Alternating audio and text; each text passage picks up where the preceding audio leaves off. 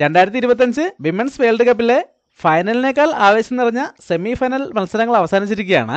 നമ്മളെ സംബന്ധിച്ചിടത്തോളം ശരിക്കും ഇതായിരുന്നു ഫൈനൽ. കാരണം ചൈനീസ് ഗ്രാൻഡ് മാസ്റ്റർ ലൈ തിൻജിയും നമ്മുടെ കോനേരു ഹമ്മിയും തമ്മിലായിരുന്നു മത്സരം. ഇതിൽ ചൈനീസ് പ്ലെയർ ആണ് വിജയിക്കുന്നതെങ്കിൽ ഇന്ത്യക്ക് കിരീടം ഉറപ്പിക്കാൻ ഫൈനൽ കഴിയുന്നവരെ വെയിറ്റ് ചെയ്യേണ്ടി വരും. എന്നാൽ ഹംപിയാണ് വിജയിക്കുന്നതെങ്കിൽ നമുക്ക് കിരീടം ഇപ്പോൾ തന്നെ ഉറപ്പിക്കാം. എന്നാൽ സെമിയിലെ മത്സരങ്ങൾ അത്ര ഈസി ആയിരുന്നില്ല. ഇഞ്ചോടിഞ്ച് പോരാട്ടങ്ങൾ തന്നെയാണ് നടന്നത്. ക്ലാസിക്കൽ റൗണ്ടിലെ 2 മത്സരങ്ങളും സമനിലയിലായതോടെ ടൈ ബ്രേക്കിലേക്ക് പോവുകയായിരുന്നു. ടൈ ബ്രേക്കിൽ ആദ്യം 15 മിനിറ്റും 10 സെക്കൻഡ് ഇൻക്രിമെൻ്റുള്ള 2 റാപ്പിഡ് ഗെയിമുകളാണ് ഉണ്ടായിരുന്നത്. ആ 2 മത്സരങ്ങളും സമനിലയിലായതോടെ വീണ്ടും ഒരു റാപ്പിഡ് റൗണ്ടിലേക്ക് പോവുകയാണ്. ഇത്തവണ 10 മിനിറ്റും 10 സെക്കൻഡ് ഇൻക്രിമെൻ്റാണ് ടൈം കൺട്രോൾ. അതിൽ ആദ്യത്തെ ഗെയിമിൽ തന്നെ ഹംപിയെ തോൽപ്പിച്ചുകൊണ്ട് തിൻജി എല്ലാവരെയും ഞെട്ടിച്ചിരുന്നു. എന്നാൽ രണ്ടാം ഗെയിമിലെ തകർപ്പൻ മൂവുകളിലൂടെ ഹംപി വിജയിച്ചതോടെ വീണ്ടും സ്കോർ സമനിലയിലാകുകയും ടൈ ബ്രേക്കിലെ അടുത്ത സെക്ഷനായ ബ്ലിറ്റ്സ് റൗണ്ടിലേക്ക് പോകുകയുമായിരുന്നു. ബ്ലിറ്റ്സിൽ 5 മിനിറ്റും 3 സെക്കൻഡ് ഇൻക്രിമെൻ്റുമാണ് ടൈം കൺട്രോൾ. ബ്ലിറ്റ്സിലെ ആദ്യ ഗെയിമിൽ ഹംപി വിജയിച്ചു. ഇനി സെക്കൻഡ് ഗെയിമിൽ എന്താണ് സംഭവിക്കുന്നതെന്ന് നോക്കാം. ഈ ഗെയിമിൽ തിൻജി വൈറ്റ് സൈഡും ഹംപി ബ്ലാക്ക് സൈഡാണ് കളിക്കുന്നത്. വൈറ്റ് E4 മുതൽ ഗെയിം സ്റ്റാർട്ട് ചെയ്യുന്നു. ബ്ലാക്ക് E5 മൂവ് ചെയ്യുന്നു. Night F3, night C6, bishop C4, bishop C5. Italian ഗെയിമിൻ്റെ ഗ്യൂക്കോപ്പിയൻ ഓപ്പണിംഗ് ആണ്. വൈറ്റ് D3 മൂവ് ചെയ്യുന്നു. ബ്ലാക്ക് നൈറ്റിനെ F6ലേക്ക് ഡെവലപ്പ് ചെയ്തുകൊണ്ട് കാസിനുള്ള സൗകര്യം ഉണ്ടാക്കുന്നു. ഇവിടെ ഇപ്പോൾ വൈറ്റിനും കാസിനും ചെയ്യാം. എന്നാൽ വൈറ്റ് C3 മൂവ് ചെയ്യുന്നു. ബ്ലാക്കും കാസിനും ചെയ്യാതെ H6 മൂവ് ചെയ്തുകൊണ്ട് G5 സ്കോറിലേക്ക് ഒരു കൺട്രോൾ കൊണ്ടുവരുന്നു. അതിനുശേഷം വൈറ്റ് കാസിലിംഗ് ചെയ്യുന്നു. ബ്ലാക്ക് D6 മൂവ് ചെയ്തുകൊണ്ട് ബിഷപ്പിൻ്റെ ഡയഗണൽ ഓപ്പൺ ചെയ്യുന്നു. വൈറ്റ് അടുത്ത നൈറ്റിനെ കൂടെ ഡെവലപ്പ് ചെയ്യാണ്. നൈറ്റിനെ D2ലേക്ക് ഡെവലപ്പ് ചെയ്യുന്നു. ഇവിടെ ഇനി B4 മൂവ് ചെയ്തുകൊണ്ട് ബിഷപ്പിനെതിരെ അറ്റാക്ക് വരാൻ സാധ്യതയുണ്ട്. അതുകൊണ്ട് ബ്ലാക്ക് ആദ്യം A5 മൂവ് ചെയ്തുകൊണ്ട് ആ B4 സ്കോർ കൺട്രോൾ ചെയ്യുന്നു. വൈറ്റ് റൂക്കിനെ E1ലേക്ക് മൂവ് ചെയ്ത ശേഷം കിങ്സ് എല്ലിലേക്ക് കാസിലിംഗ് ചെയ്യുന്നു. ഇവിടെ ഇപ്പോൾ തന്നെ ബ്ലാക്കിൻ്റെ ബിഷപ്പിന് ഈ F2 സ്കോറിലേക്ക് ഒരു കൺട്രോൾ ഉണ്ട്. ഇനി നൈറ്റിയുടെ G4ലേക്ക് ഒന്ന് ആ സ്കോറിലേക്കുള്ള അറ്റാക്ക് സ്ട്രോങ് ആക്കാൻ സാധ്യതയുണ്ട്. അതുകൊണ്ട് വൈറ്റ് H3 മൂവ് ചെയ്തുകൊണ്ട് ആദ്യം തന്നെ ഈ G4 സ്കോറിലേക്ക് ഒരു കൺട്രോൾ വരുന്നു. ഇവിടെ ബ്ലാക്ക് ഒരു ബിഷപ്പ് എക്സ്ചേഞ്ചിലൂടെ ഈ F5 ഓപ്പൺ ചെയ്യാൻ ശ്രമിക്കുകയാണ്. അതിനായിട്ട് ബിഷപ്പിനെ E6ലേക്ക് ഡെവലപ്പ് ചെയ്തുകൊണ്ട് ഒരു ബിഷപ്പ് എക്സ്ചേഞ്ച് ഓഫർ ചെയ്യുന്നു. എന്നാൽ വൈറ്റ് അത് അക്സെപ്റ്റ് ചെയ്യുന്നില്ല. പകരം ബിഷപ്പിനെ B5ലേക്ക് മൂവ് ചെയ്യുന്നു. ഈ സമയത്ത് ബ്ലാക്ക് നൈറ്റിനെ A7ലേക്ക് മൂവ് ചെയ്തുകൊണ്ട് ആ ബിഷപ്പിനെതിരെ വീണ്ടും അറ്റാക്ക് കൊടുക്കുന്നു. വൈറ്റ് ബിഷപ്പിനെ A4ലേക്ക് മൂവ് ചെയ്യുന്നു. ബ്ലാക്ക് B5 മൂവ് ചെയ്തുകൊണ്ട് ആ ബിഷപ്പിനെതിരെ വീണ്ടും അറ്റാക്ക് കൊടുക്കുന്നു. വൈറ്റ് ബിഷപ്പിനെ C2ലേക്ക് മാറ്റിയ ശേഷം ബ്ലാക്ക് നൈറ്റിനെ C6ലേക്ക് തന്നെ തിരിച്ചുകൊണ്ടുവരുന്നു. ഇതോടെ ബ്ലാക്കിൻ്റെ ഏകദേശം എല്ലാ കരിക്കളും വളരെ ആക്റ്റീവായിട്ടുണ്ട്. എന്നാൽ ഇവിടെ വൈറ്റിൻ്റെ കരിക്കളെല്ലാം ബ്ലോക്കായിരിക്കുകയാണ്. ആദ്യം നൈറ്റിനെ F1ലേക്ക് മൂവ് ചെയ്തുകൊണ്ട് ബിഷപ്പിൻ്റെ ഡയഗണൽ ഓപ്പൺ ചെയ്യുന്നതോടൊപ്പം D5 ഓപ്പൺ ചെയ്യാനുള്ള സാധ്യതയും ഉണ്ടാക്കിയെടുക്കുന്നു. ഇനി അടുത്ത മൂവിൽ D4 മൂവ് ചെയ്തുകൊണ്ട് സെൻറ്റർ ഓപ്പൺ ചെയ്യാനാണ് വൈറ്റിൻ്റെ പ്ലാൻ. എന്നാൽ അതേ പ്ലാനുമായിട്ടാണ് ബ്ലാക്ക് ഇവിടെ കളിക്കുന്നത്. ആദ്യം D5 മൂവ് ചെയ്തുകൊണ്ട് E4ലെ പോണെതിരെ അറ്റാക്ക് കൊടുക്കുന്നു. വൈറ്റ് പോൺ വെച്ച് പൊണ്ണിട്ടുന്നു. ബ്ലാക്ക് ക്വീന് വെച്ച് തിരിച്ചു കിട്ടുന്നു.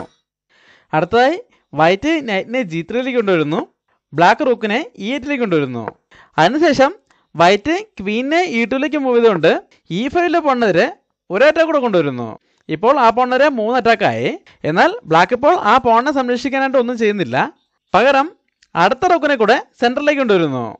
ഇവിടെ ഇപ്പോൾ ഒരു പോണിനെ ലാഭം നേടിയെടുക്കാൻ കരുതി നൈറ്റ് വെച്ച് ആ പോണിനെ എടുക്കുന്നത് നല്ല മൂവല്ല. അങ്ങനെ നൈറ്റ് വെച്ച് പോണിനെ എടുക്കുകയാണെങ്കിൽ ബ്ലാക്കിന് നൈറ്റ് വെച്ച് തിരിച്ചു വെട്ടാം. ഇപ്പോൾ ക്വീന് വെച്ച് നൈറ്റിനോട്ടാണെങ്കിൽ ബ്ലാക്കിനിപ്പോൾ ക്വീനിൽ തമ്മിൽ എക്സ്ചേഞ്ച് ചെയ്യേണ്ട ആവശ്യമില്ല. പകരം ഈ ബിഷപ്പിനെ എങ്ങോട്ടെങ്കിലും മാറ്റിക്കൊണ്ട് ക്വീനെതിരെ ഡിസ്കവർ അറ്റാക്ക് കൊടുത്താൽ മതി. ഇപ്പോൾ വൈറ്റ് ക്വീന് വെച്ച് ക്വീനിട്ടാണെങ്കിൽ ആദ്യം ഒരു ചെക്കോടുകൂടി റൂക്കിനിട്ട് എടുക്കാം. ആ ചെക്ക് എങ്ങനെ തന്നെ ഒഴിവാക്കിയാലും നൈറ്റ് വെച്ച് ക്വീനിട്ട് എടുക്കുന്നതോടെ ബ്ലാക്കിന് ഒരു റൂക്ക് പൂർണ്ണമായും ലാഭം കിട്ടും. അങ്ങനെ ഒരു പ്രശ്നമുള്ളതുകൊണ്ട് വൈറ്റ് ഇപ്പോൾ നൈറ്റ് വെച്ച് പോൺ എടുക്കുന്നില്ല. പകരം A3 മൂവ് ചെയ്യുന്നു. ബ്ലാക്ക് A4 മൂവ് ചെയ്യുന്നു. അതിനുശേഷം വൈറ്റ് ബിഷപ്പിനെ D2ലേക്ക് ഡെവലപ്പ് ചെയ്യുന്നു. പോൺ വെച്ച് അറ്റാക്ക് വരുന്നതിന് മുമ്പായിട്ട് ബ്ലാക്ക് ക്വീനെ D7ലേക്ക് മൂവ് ചെയ്യുന്നു. ഇവിടെ ഇപ്പോഴും E5ലെ പോണിന് നൈറ്റിൻ്റെ സപ്പോർട്ട് മാത്രമേ ഉള്ളൂ എന്ന് കരുതി നൈറ്റ് വെച്ച് നൈറ്റിനെ എടുക്കാൻ പറ്റില്ല. അങ്ങനെ ഇട്ടെടുക്കുകയാണെങ്കിൽ ബ്ലാക്കിന് ഒരു കൗണ്ടർ അറ്റാക്കിനുള്ള സാധ്യതയുണ്ട്. ആദ്യം നൈറ്റ് വെച്ച് നൈറ്റിനോട് എടുക്കാം. അപ്പോൾ എന്തായാലും ക്വീൻ വെച്ച് തിരിച്ചോട്ടേണ്ടി വരും. ഇപ്പോൾ ബിഷപ്പിനെതിരെ അറ്റാക്ക് ആണെങ്കിലും ബ്ലാക്കിന് ആ ബിഷപ്പ് ഉപയോഗിച്ച് ഒരു ചെക്കോട് കൂടി F2ലെ പോണിനെ എടുക്കാം. ഇതൊരു ഫോർക്കും ചെക്കാണ്. കിങ് വെച്ച് തിരിച്ചോട്ടേണ്ടി വരും. ആ സമയത്ത് ബിഷപ്പിനെ B3യിലേക്ക് മൂവ് ചെയ്തുകൊണ്ട് വൈറ്റിന്റെ ബിഷപ്പിനെ അറ്റാക്ക് ചെയ്യുന്നതോടൊപ്പം ക്വീനെതിരെ ഡിസ്കവർ അറ്റാക്കും കൊടുക്കാം. ക്വീൻ അറ്റാക്കിൽ നിന്ന് മാറുമ്പോൾ ബിഷപ്പ് വെച്ച് ആ ബിഷപ്പിനെ വിട്ടെടുക്കുക. അങ്ങനെ ഒരു പ്രശ്നമുള്ളതുകൊണ്ട് വൈറ്റ് ഇപ്പോഴും ആ പോണിനെ വിട്ടെടുക്കാൻ ശ്രമിക്കുന്നില്ല. പകരം അഡ്വാൻസ് ആയിട്ട് കിങ്ങിനോട് നിന്ന് മാറ്റാണ്. കിങ്ങിനെ H2യിലേക്ക് മൂവ് ചെയ്യുന്നു. ഇതോടെ ബ്ലാക്കിന് ഒരു ചെക്കോട് കൂടി ഈ F2യിലെ പോണിനെ വിട്ടെടുക്കാനുള്ള സാധ്യത ഇല്ലാതായിരിക്കുകയാണ്. അതുകൊണ്ട് ബ്ലാക്ക് ആ പോണിന് ഒരു സപ്പോർട്ട് കൊടുക്കാൻ ശ്രമിക്കുകയാണ്. അതിനായിട്ട് ബിഷപ്പിനെ B3യിലേക്ക് മൂവ് ചെയ്തുകൊണ്ട് വൈറ്റിന്റെ ബിഷപ്പിനെ അറ്റാക്ക് ചെയ്യുന്നു.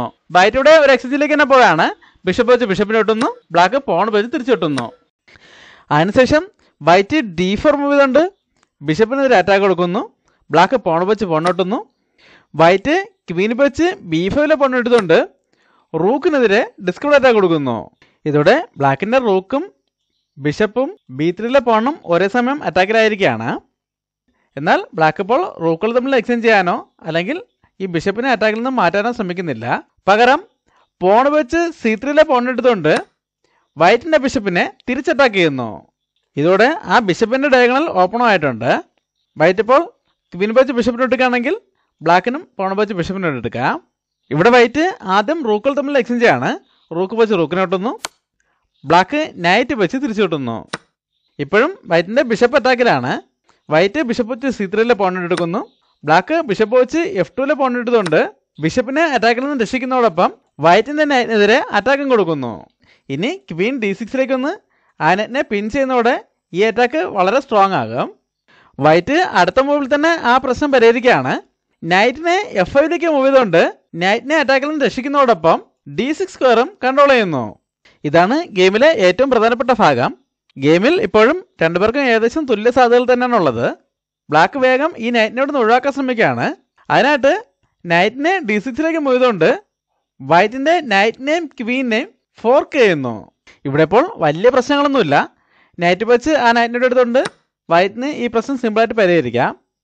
അപ്പോൾ ക്വീൻ വെച്ച് തിരിച്ചുവിട്ടുകൊണ്ട് ചെക്ക് കൊടുത്താലും കിങ്ങിന് H1ലേക്ക് മൂവ് ചെയ്യാം. ഇനി ഇവിടെ പെട്ടെന്നൊരു അറ്റാക്കിനുള്ള സാധ്യതയില്ല. എന്നാൽ വൈറ്റ് ഇവിടെ ഒരു ഞെട്ടിക്കുന്ന തീരുമാനം എടുക്കുകയാണ്. ഇപ്പോൾ നൈറ്റ് വെച്ച് നൈറ്റിനോട് എടുക്കുന്നില്ല. പകരം നൈറ്റ് വെച്ച് H6ലെ പോൺ എടുത്തുകൊണ്ട് നൈറ്റിനെ സാക്രിഫൈസ് ചെയ്യുന്നു. വൈറ്റിനിപ്പോൾ നല്ല ടൈം പ്രഷറുണ്ട്. അത് കാരണം ഒരു മിസ്റ്റേക്ക് സംഭവിച്ചതാണോ അല്ലാതെ ഈ G5 ഓപ്പൺ ആയി കഴിഞ്ഞാൽ ഈ ഡയഗണലിലേക്ക് ബിഷപ്പിനുള്ള കൺട്രോൾ ഉപയോഗപ്പെടുത്തിക്കൊണ്ട് ഒരു ചെക്ക്മേറ്റ് സാധ്യത മുന്നിൽ കണ്ടുകൊണ്ടാണോ ഈ സാക്രിഫൈസ് ചെയ്തതെന്ന് അറിയില്ല. എന്തായാലും ബ്ലാക്ക് ആ സാക്രിഫൈസ് അക്സെപ്റ്റ് ചെയ്യാണ്. പോൺ വെച്ച് നൈറ്റിനോട് എടുക്കുന്നു. ഇതോടെ G5ലും ഈ ബിഷപ്പിന്റെ ഡയഗണലും ഓപ്പൺ ആയിട്ടുണ്ട്. വൈറ്റിനെ എന്താണ് പ്ലാൻ ചെയ്യുന്നതെന്ന് നോക്കാം. വൈറ്റ് വേഗം ക്വീനെ E2ലേക്ക് കൊണ്ടുവന്ന് ബിഷപ്പിനെതിരെ അറ്റാക്ക് കൊടുക്കുന്നു. ബ്ലാക്ക് ബിഷപ്പിനെ B6ലേക്ക് മൂവ് ചെയ്യുന്നു. ഇനിയാണ് വൈറ്റ് ആ നൈറ്റിനെ സാക്രിഫൈസ് ചെയ്യുന്ന പിന്നിലുള്ള ശരിക്കുള്ള ഉദ്ദേശം മനസ്സിലാകുന്നത്.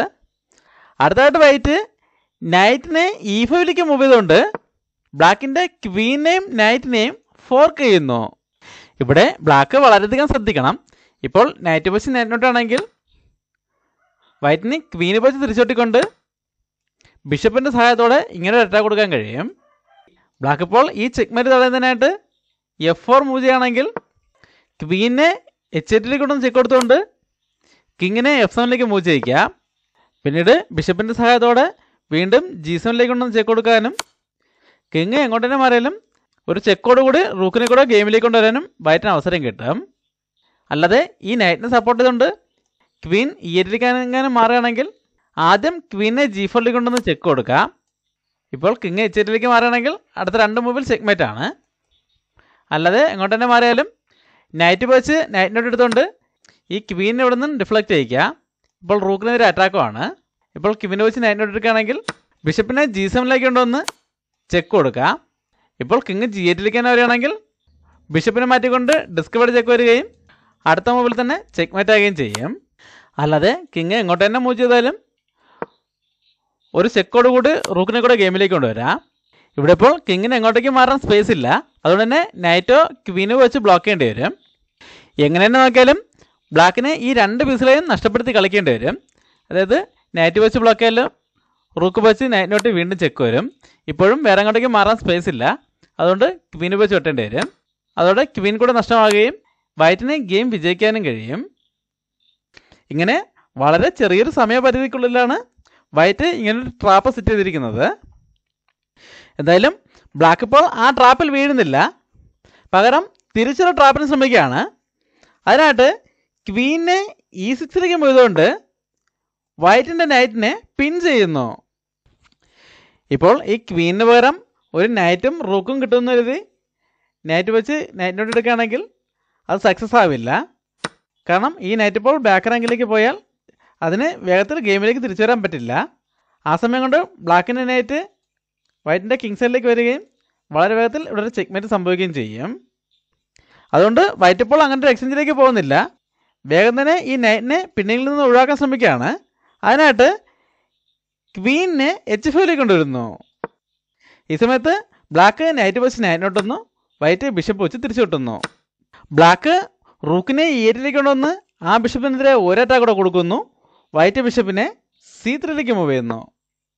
അടുത്തായിട്ട് ബ്ലാക്കിൻ്റെ ഭാഗത്തുനിന്നും വളരെ മികച്ചൊരു മൂവരാണ്. ബ്ലാക്ക് നൈറ്റിനെ E4 കൊണ്ടുവരുന്നു. ഇപ്പോൾ വൈറ്റിൻ്റെ ബിഷപ്പിനെതിരെ അറ്റാക്ക് വന്നിട്ടുണ്ട്. അതിനോടൊപ്പം വളരെ പ്രധാനപ്പെട്ട ഈ 2 സ്ക്വയറിലേക്കും ബ്ലാക്കിന് നല്ലൊരു കൺട്രോൾ ഇട്ടിട്ടുണ്ട്. അതിനേക്കാൾ ഏറ്റവും പ്രധാനപ്പെട്ട കാര്യം ഇപ്പോൾ ഈ D6 സ്ക്വയർ ഫ്രീ ആയിട്ടുണ്ട്. ഇവിടെ ഇപ്പോൾ ബ്ലാക്കിൻ്റെ പ്രധാന ടാർഗറ്റ് ഈ ബിഷപ്പാണെന്ന് കരുതിയാകും. വൈറ്റ് ആ അറ്റാക്ക് ഡിഫെൻഡ് ചെയ്യാൻ ശ്രമിക്കുകയാണ്. അതിനായിട്ട് റൂക്കിനെ E1 മൂവ് ചെയ്തുകൊണ്ട് ബ്ലാക്കിൻ്റെ നൈറ്റിനെ പിൻ ചെയ്യുന്നു. എന്നാൽ ഇവിടെ ഹംപിയുടെ ടാർഗറ്റ് ആ ബിഷപ്പല്ല, കിങ് ആണ്. ബ്ലാക്ക് പ്ലാൻ ചെയ്ത അറ്റാക്കിലേക്ക് തന്നെ പോവുകയാണ്. ക്വീനെ D6 കൊണ്ടുവന്ന് ചെക്ക് കൊടുക്കുന്നു. ഈ ചെക്ക് ഇപ്പോൾ ബിഷപ്പ് വെച്ച് ബ്ലോക്ക് ആണെങ്കിൽ റൂക്ക് വെച്ച് വെട്ടി മാറ്റാം. പിന്നീട് ക്വീൻ വെച്ച് ചെക്ക് വന്നാലും പ്രശ്നമല്ല, ആ റൂക്ക് വെച്ച് തന്നെ ചെക്ക് ബ്ലോക്ക് ചെയ്യാൻ കഴിയും. അല്ലാതെ ഇപ്പോൾ ക്വീൻ വെച്ച് ബ്ലോക്ക് ആണെങ്കിൽ ക്വീൻ നഷ്ടപ്പെടും. അതുകൊണ്ട് വൈറ്റ് ഇവിടെ കിങ്ങിനെ മൂവ് ചെയ്യുകയാണ്. കിങ്ങിനെ H1 മൂവ് ചെയ്യുന്നു. ഈ സമയത്ത് നൈറ്റിനെ G3 കൊണ്ടുവന്ന് ഇങ്ങനൊരു ഫോർക്കും ചെക്ക് കൊടുത്തോടെ വൈറ്റ് തോൽവി സമ്മതിക്കുകയായിരുന്നു. ഇവിടെ ഇനി അടുത്ത 2 മൂവിൽ ചെക്ക്മേറ്റാണ്. ഈ ഡയഗണിലേക്ക് ബിഷപ്പിന് കൺട്രോളുള്ളതുകൊണ്ട് ഇപ്പോൾ G1 മാറാൻ കഴിയില്ല, H2 തന്നെ മാറേണ്ടി വരും. ബ്ലാക്കിനിപ്പോൾ നൈറ്റ് വെച്ച് ക്വീനോട്ട് എടുക്കേണ്ട ആവശ്യമില്ല, പകരം നൈറ്റിനെ F1 മൂവ് ചെയ്തുകൊണ്ട് ഇങ്ങനൊരു ഡബിൾ ചെക്ക് കൊടുത്താൽ മതി. ഇപ്പോഴും കിങ്ങിന് H1 മാത്രമേ മാറാൻ കഴിയുള്ളൂ. ഈ സമയത്ത് ക്വീൻ H2 ചെക്ക് വരുമ്പോൾ ചെക്ക്മേറ്റ് ആകും. അത് മനസ്സിലാക്കൊണ്ടാണ് ഇങ്ങനെ നൈറ്റ് വെച്ച് ഫോർക്കും ചെക്ക് വന്നപ്പോൾ തന്നെ വൈറ്റ് തോൽവി സമ്മതിച്ചത്.